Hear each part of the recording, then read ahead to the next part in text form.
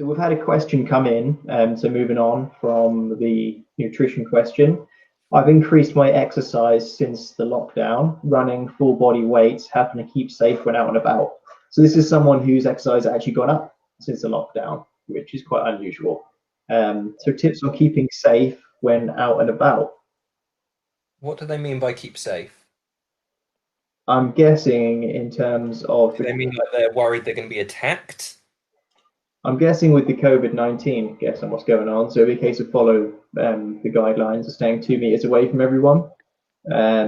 With being attacked, don't go to any shady areas. So don't run down that dark alleyway because you'll get you home 5 minutes quicker.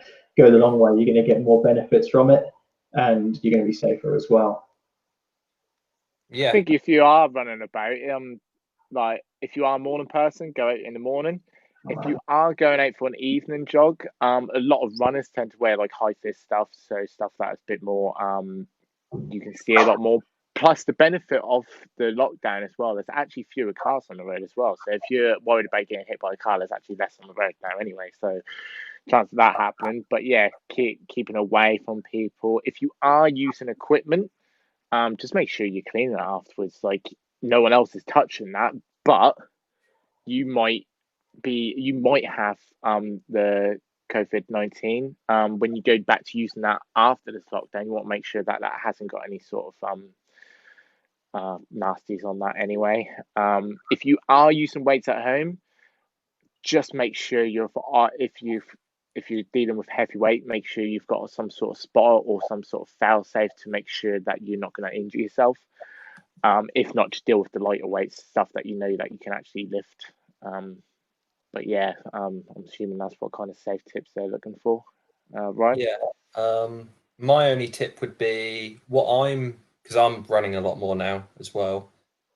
Try and find open planned areas. Try not to just stick to the street, although it contradicts a little bit, like Alex said, sort of dark, shady areas. But there's plenty of woodlands and parks, especially around where we live.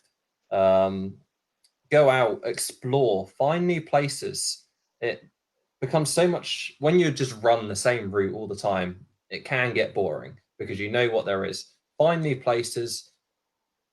Open planned areas are good because you can obviously see very far, you stay safe in that sense, and also you're going to be quite aware if there's anyone within 2 meters of you. Going into these grassy areas, it's easier on our knees. Running on roads is very, very damaging to our knees. Whenever you run, James Smith PT puts this really well. Basically, running is just seeing how many consecutive jumps in a row you can do. That's basically what running is. And when we jump and land, we land with about 3 times our body weight through our joints. So that's a lot of weight, especially if you're considering going running for an hour. When we run on grass, that softens the absorption a little bit. Invest in a good pair of running shoes if you can get them still now. That's worth mentioning. But if you've got a good pair of running shoes, invest in those. Don't just go out in your average Adidas, Nikes, etc. Although they're advertised as running shoes, they're not that great for it. Get yourself a proper pair. You're probably going to have to spend sort of 50, 60, 70 pounds at minimum. But yeah, below that's probably not got the rigid, like the structure to it needed to support your foot properly. yeah, Obviously, price is subjective. Price doesn't determine everything because some things you could pay like £300 and it's just absolute garbage. So make sure you're buying from a reputable brand. yeah. I mean, my ones were £85 when I bought them, and I bought them like they haven't got that structure anymore, or they have less of it. But I bought that sort of 4 or 5 years ago, and they're still better than my other shoes. I still notice a difference when I wear them compared to just my everyday sneakers. So it's well. Brian. The only thing I would say about if you are doing like off-road running, just be careful of the terrain. A lot of people can slip, trip, fall, stuff like that. But the benefits of off-road running as well actually help stabilize the joints as well, because obviously you're moving in your ankles and stuff in directions they're not actually used to, which can actually help stabilization in the joints. So do it. Just be careful where you're running.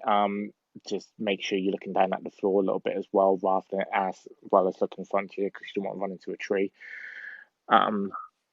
Okay. But yeah.